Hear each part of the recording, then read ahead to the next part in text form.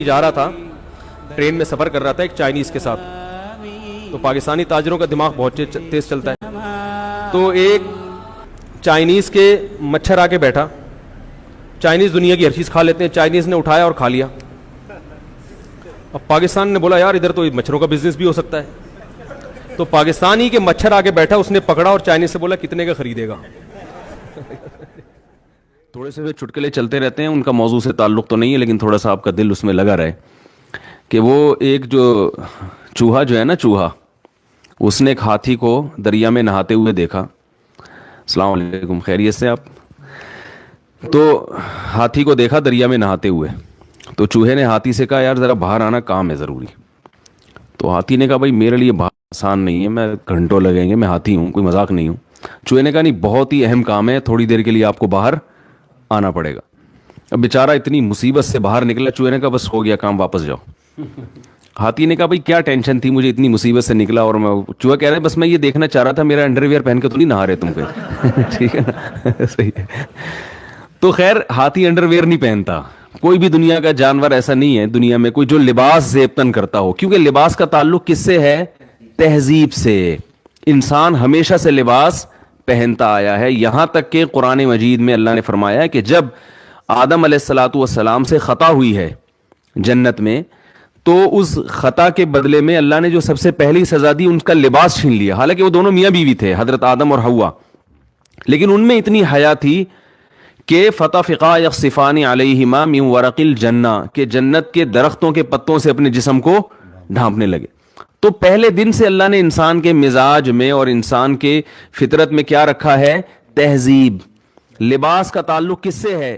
تہذیب. ایک جاہل پیر تھے، جاہل پیر ہوتے ہیں نا اپنے مریدوں کو بس کھانے کھلانے کی ترغیب. انہوں نے کہیں کدو کی فضیلت پہ بیان کیا.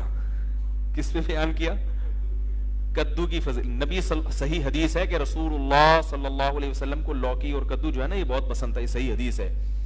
حضرت انس بن مالک رضی اللہ تعالی عنہ فرماتے ہیں کہ جب ایک صحابی نے حضرت انس بن مالک کو دیکھا کہ وہ سالن پکا ہوا ہے، اس میں جہاں جہاں کدو ہے نا، تو حضرت انس بن مالک وہ کدو تلاش کر کر کے کھا رہے ہیں. تو کسی نے پوچھا کہ ایسا کیوں؟ فرمایا میں نے نبی صلی اللہ علیہ وسلم کو ایسے ہی دیکھا. آپ کو لوکی پسند تھی، صحت کے لیے بھی بڑی زبردست چیز ہے، لیکن یہ ایک تو ایک طبعی چیز ہے نا، کوئی ضروری نہیں کہ ہر آدمی کو پسند ہو، یہ تو طبعی چیز ہے.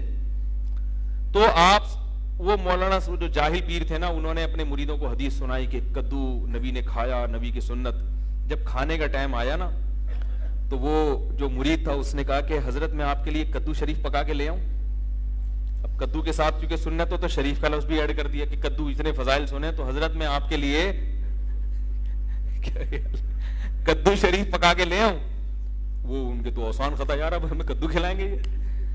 تو انہوں نے کہا یار ہم گناہگار لوگ ہیں، میرے لیے کوئی بغیرت سی مرغی پکا کے لے آؤ. ہم کیا ہیں؟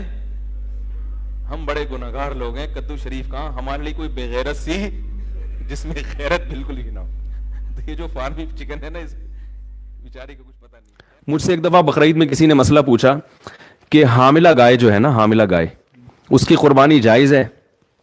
میں نے کہا ہاں جائز ہے. تو انہوں نے کہا اس بیچارے معصوم بچے کا کیا قصور ہے؟ وہ جو گائے کے پیٹ میں معصوم بچہ ہے اس کا کیا قصور ہے؟ تو میں نے کہا اس کی ماں بیچاری کا کیا قصور تھا جس کو ہم کاٹ رہے ہیں، اس سے اس کو کسی جرم کی سزا دی جا رہی ہے. تو جانور بیچارے کا کوئی قصور تھوڑی ہوتا ہے کہ جو ہم اس کو کاٹ کے کھاتے ہیں. وہ اللہ نے بنایا کس کے لیے؟ ہمارے لیے. چٹکلا سناتا ہوں نا، کئی بار آپ سن چکے ہیں. وہ ایک بچے نے، ایک مس تھی، انہوں نے وہ بچے بیٹھے ہوئے تھے، اسٹوڈنٹس بیٹھے ہوئے تھے، ان سے معاہدے لیے کہ دیکھو بیٹا پکا وعدہ کرو، پکا وعدہ کرو کہ پان گٹکا نہیں کھاؤ گے. انہوں نے کہا میس پکا وعدہ پان گٹکا نہیں کھائیں گے. بیٹا پکا وعدہ کرو چوری نہیں کریں گے. میس کبھی بھی چوری نہیں کریں گے. ہر چیز پہ وعدہ کر رہے تھے، سارے معاہدے کروا لیے، ملک کی خدمت کریں گے، یہ کریں گے، وہ کریں گے، ایمانداری سے جہاں بھی جائیں گے ایماندار. آخر میں کہا کہ بچوں پکا وعدہ کرو لڑکیوں کا پیچھا نہیں کریں گے. بچوں نے کہا پکا وعدہ لڑکیوں کا پیچھا نہیں کریں گے. اب بچوں جو ہے نا اندر وعدہ تو کر لیا. اب مس نے کہا اچھا پکا وعدہ کرو ملک پر جب جان دینے کی باری آئی تو جان دیں گے. انہوں نے کہا دے دیں گے، ایسی زندگی کا کرنا بھی کیا ہے ہم نے. جب جان دینے کی باری آئے گی تو کیا کریں گے؟ جان دے دیں گے. زندگی کو بچا کے کرنا بھی کیا ہے؟ میں تو ایک جگہ حیران ہو گیا. ہم کہیں جنگل میں گئے تفریح کے لیے, تو مجھے تھوڑا سا شوق ہے مختلف لوگوں کا انٹرویو لینے کا, ان کا کلچر کیا ہے. تو میں نے دیکھا کہ اب ہمارے کیمپ کے قریب 2 ذرا ایجڈ سی خواتین تھیں. تو میں نے کہا چلو ان سے تھوڑا سا انٹرویو لوں, یہ خیمے میں کیا پکا رہی ہیں. ہم وہاں قریب گئے تو وہ کچھ مچھلی ڈال کے اور کچھ پکا رہی تھی. تو تھائی زبان میں ایک ترجمہ کرنے والے میرے ساتھ موجود تھے. تو وہ انہوں نے بتایا کہ یہ مفتی صاحب ہیں, ہمارے عالم ہیں, یہ آئے ہیں, یہ آپ سے انٹرویو لینا چاہتے ہیں. میں نے ان سے پوچھا آپ کیسے رہتے ہیں, کیا کھاتے ہیں. تو گپ شپ ہوئی. تو پھر جب انہوں نے تعارف کروایا نا کہ ہمارے عالم ہیں یا مذہبی رہنما ہیں, تو پھر وہ کہنے لگیں خواتین کہ آپ, وہ تھیں تو بدھسٹ تھیں, تو انہوں نے کہا آپ ہمارے لیے گاڈ سے دعا کریں کہ اللہ ہمیں اولاد دے دے.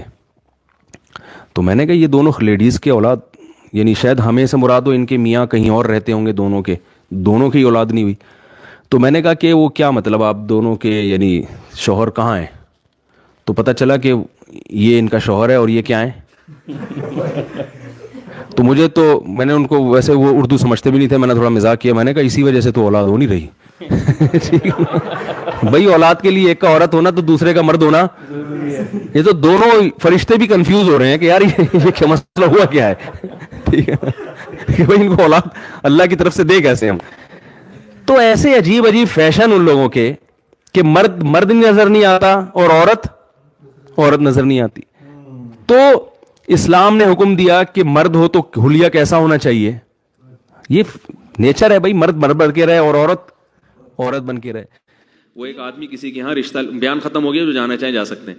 ایک آدمی کسی کے گھر میں رشتہ لینے کے لیے گیا, تو وہ لڑکی کے ابا نے نا, جو لڑکا آیا تھا رشتہ لینے کے لیے, اس کے سامنے چائے اور بسکٹ رکھ دیے. اب وہ لڑکا